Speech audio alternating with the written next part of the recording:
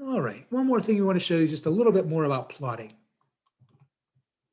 And one thing we want to show you is a double y-axis plot. That is, when you have two data series, you want to put them on the same graph, but they have different dimensions or different scales. So it doesn't make any sense to put them on the same axis. Like here, I'm just calculating the motion of a particle or something, of a projectile. And first I plot the position and the velocity on the same graph, on the same axes.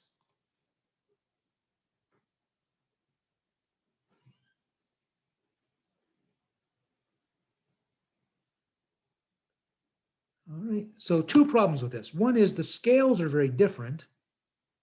So the velocity curve, you can't really see very well what it looks like. But the other is, what would I put on the vertical axis label? I've got two quantities that have different dimensions. It doesn't make any sense to put either of those. So that's when you use two different axes.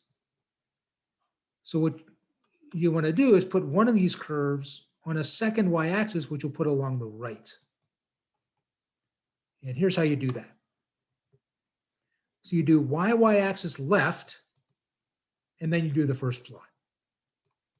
Right, so I'm going to plot the position versus time on the left axis. Right, so that'll be the y label for that will be position meters. Then I type y-axis right. That means now switch to the right axis, and I'm going to plot the velocity versus time. And it's going to have its own y label, which is velocity meters per second.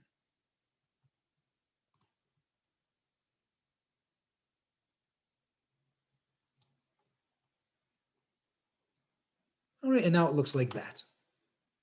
Okay, so now I've got the position, which is x, as a solid line. It refers to the left axis.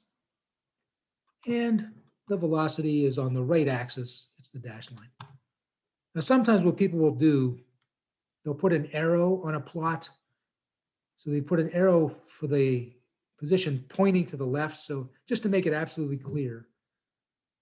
But the information is all there. If you look at the legend, it says the solid line is x, and that's the position, which is on the left axis.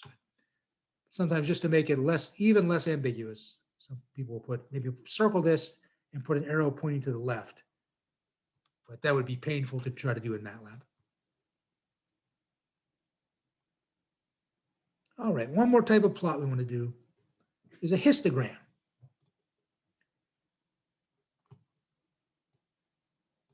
Which is where you're plotting the distribution of occurrences.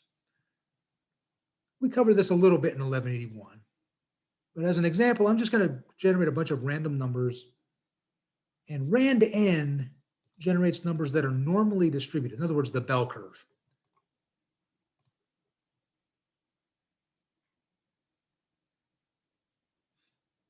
Okay, so I just have these numbers. Represent, let's say, 1,000 measurements of something. And I plot a distribution as a histogram just by doing histogram and this array Z. And you can see that looks kind of like a bell curve.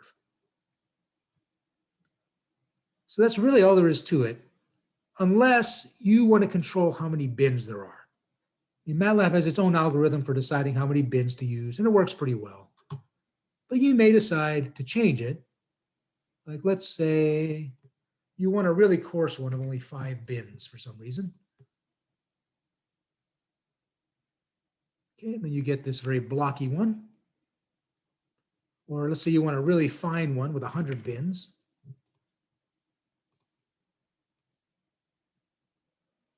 Okay, now it looks very noisy. But generally with a histogram, what you're shooting for, you want enough bins so you can see the structure, but not so many that it looks noisy like this. So that's too many. 5 was too few. Actually, I think what MATLAB did here is probably about right. But let's say 20. Right, that looks pretty good. Okay, you can see the essential structure, but it doesn't create any sort of spurious ups and downs from having too many bins.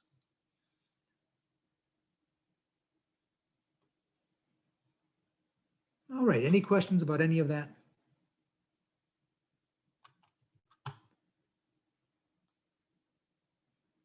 All right, there's no exercise for today because again, we just decided to reduce the number of assignments and you have the quiz and the exam next week. So we want you to be able to focus on reviewing for that instead. There is a practice. What used to be the required exercise is now listed in Grader as a practice exercise. So I recommend you spend some time doing it.